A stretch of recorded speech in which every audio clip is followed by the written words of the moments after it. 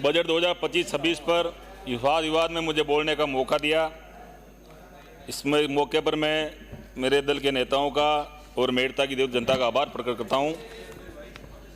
माननीय हमारे मुख्यमंत्री महोदय ने जो पिछला बजट पेश किया, शानदार जानदार, सिर्फ 7 महीनों में बजट पेश करके जितनी सारी योजनाएं थी वो धरातल पे आ गई, उनकी ज़मीनें सारी अलॉट हो गई।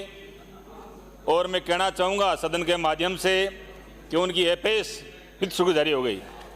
तो धन्यवाद ज्ञापित करता हूँ हमारे यशस्वी मुख्यमंत्री महोदय का और हमारी वित्त मंत्री दिया कुमारी जी का। बहुत बड़ी बात कही उन्होंने, सबकी फिक्र में खुद को मिटाती हूँ, हर वादा अपना दिल से निभाती हूँ। बहुत अच्छी बात कही और वास्तव में उन वादों के जरिए हमारी सरकार आगे बढ़ रही है। हर समाज हर वर्ग का ध्यान रखते हुए एक समाजवादी बजट पेश किया। हमारे विपक्ष के साथी बोल रहे हैं हमें कुछ दिया नहीं। मैं कहना चाहूँगा आपने कुछ देखा नहीं, आप क्षेत्र में गए नहीं। जब बजट पेश होता है राजस्थान विधानसभा में तो समझ 200 विधानसभा बजट पेश होता है। मुझे लगता है आप क्षेत्र में गए नहीं अभी तक। तो पिछला बजट 7 महीनों में इतना बड़ा क्रियान्वित होकर के जो धरातल आया, धन्यवाद के पात्र है हमारे मंत्री महोदय, हमारे मुख्यमंत्री महोदय। तो जनता का ध्यान रखा गया। आदरणीय मोदी जी के कुशल नेतृत्व में देश आज विशेष रूप से हर क्षेत्र में प्रगति करते हुए आगे बढ़ रहा है।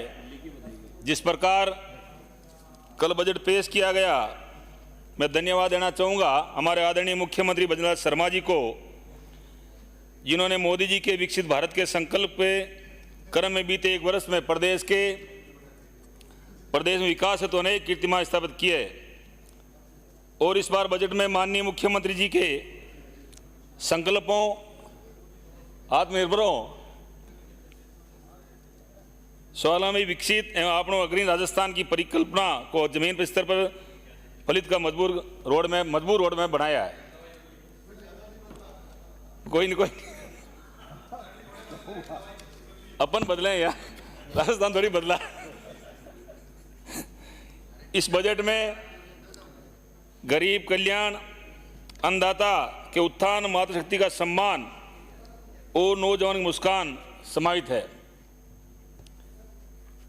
सर्वजन हिताय की सोच के साथ कल माननीय हमारी उप मुख्यमंत्री और वित्त मंत्री आदरणीय दिया कुमारी जी ने प्रदेश हित के लिए जो बजट सदन की पटल पर रखा, निश्चित तौर पर खुशहाल राजस्थान को समर्पित इस बजट की सराहना प्रत्येक प्रदेशवासी, गांव ढाणी के लोग, अंतिम छोर बैठा व्यक्ति निश्चित रूप से कर रहा है। क्योंकि पहले कहा था बजट के बाद हम क्षेत्र में गए थे ब्याह शादियों में, तो आम आदमी की चेहरे पे खुशी थी, शाबाशी दे रहे थे। राजस्थान के इतिहास में पहली बार पहला बजट पेश हुआ और दूसरा बजट भी उतना ही शानदार बजट पेश हुआ। तो सब लोग धन्यवाद दे रहे थे हमारे मुख्यमंत्री महोदय का। एक दौर था जब बिजली कनेक्शन के लिए गांव ढाणी के लोग कांग्रेस शासन में भटकना पड़ता था, लेकिन हमारी सरकार ने उनके हित की चिंता की और इस बजट में 5 लाख जो घरेलू कनेक्शन और धरती का छीना चीर कर जो अन्न पैदा करता है, उन किसानों को 50,000 कृषि कनेक्शन देने का जो है निर्णय लिया।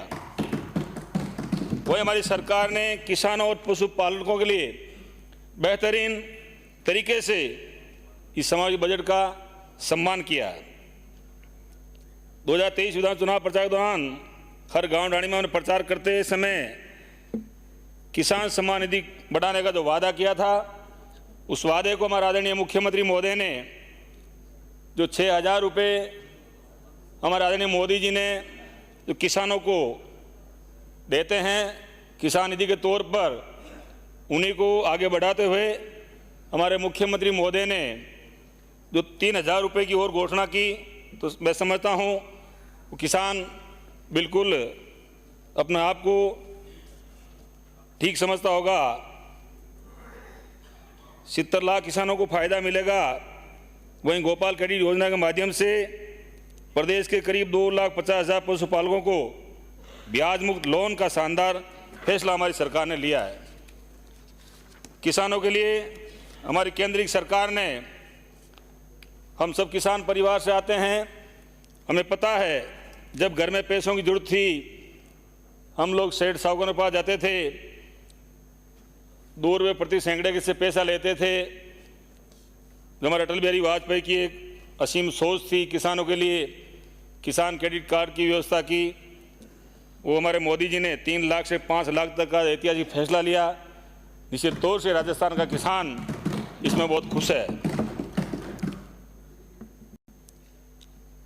युवा वही होता है जिनके हाथों में शक्ति, पैरों में गति, दिल में ऊर्जा और आंखों में सपने होते हैं।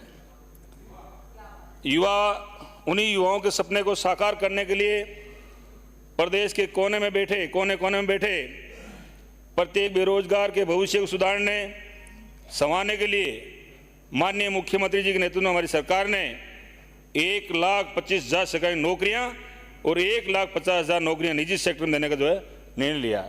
मैं समझता हूं प्रदेश का युवा इस पर बहुत ज़्यादा खुश है, आगे बढ़ेगा, उनको रोजगार मिलेगा। मैं धन्यवाद देना चाहूँगा हमारे मुख्यमंत्री महोदय को। पिछले बजट में मेरे विधानसभा क्षेत्र में उप जिला अस्पताल, ITI कॉलेज, कृषि मंडी विस्तार, मेड़ता रोड को नगरपालिका सहित विभिन्न सौगात देने का ऐतिहासिक कार्य किया है। मैं धन्यवाद दूंगा हमारे मुख्यमंत्री महोदय को। वहीं इस बार भी पिछले 20 सालों से बड़ी मांगों विचार करते हुए मेड़ता विधानसभा क्षेत्र के गौठन में जो राजकीय कॉलेज, पेयजल व्यवस्था हेतु गांव रोटोलई, बासनी, सेजा, लुनियास, बुनियास के लिए 9 करोड़ की राशि और जसनगर में पुलिस थाना बनाने की घोषणा की, धन्यवाद देता हूं। और मेरे लांबा जाटान में जो 220 kV का नया GSA स्वीकृत हुआ, उसके लिए भी धन्यवाद देना चाहूँगा मैं। सभापति महोदय, मेरे विधानसभा क्षेत्र में रियाबड़ी ग्राम पंचायत को नगरपालिका बनाने की मैं मांग करूंगा और एक विद्युत विभाग का एइन ऑफिस मेड़ता में ऊर्जा मंत्री बैठे हमारे, एक एइन ऑफिस खोलने की जो मांग करूंगा सदन के माध्यम से। सभापति महोदय, पिछले कुछ वर्षों के कारण काफ़ी सड़कें क्षति हुई है। 21,000 किलोमीटर नॉन पेचेबल सड़कों के कार्य करीब 6,000 करोड़ रुपए से चरणबद्ध तरीके से करवाए जाने की घोषणा की है, तो मैं धन्यवाद देना चाहूँगा सदन के माध्यम से। ये बजट राजस्थान के विकास और विश्वास का बजट है। यशस्वी मुख्यमंत्री जी एवं उप मुख्यमंत्री वित्त मंत्री जी के कुशल नेतृत्व में समाज के सभी वर्गों को उत्थान, समग्र विकास को समृद्ध राजस्थान का बजट 2025-26 प्रदेश की आर्थिक समृद्धि का मार्ग प्रशस्त करेगा, साथ ही जन जन के लिए जीवन में खुशहाल का नया अध्याय जोड़ेगा।